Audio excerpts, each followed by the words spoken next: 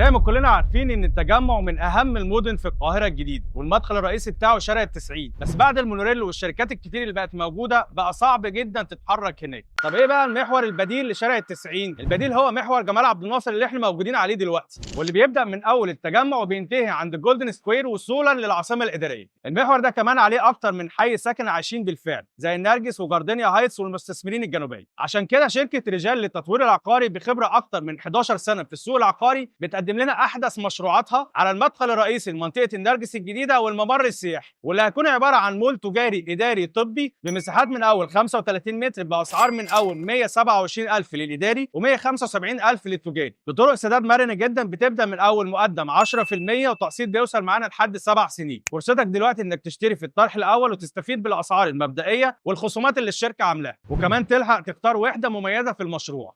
لو عايز تعرف تفاصيل اكتر عن اي مشروع موجود في القاهره الجديده كلها، كلمنا على الرقم اللي ظهر قدامك او سجل بياناتك وهنكلمك باسرع وقت نشرح لك كل التفاصيل ونساعدك في اختيار الوحده المناسبه ليك.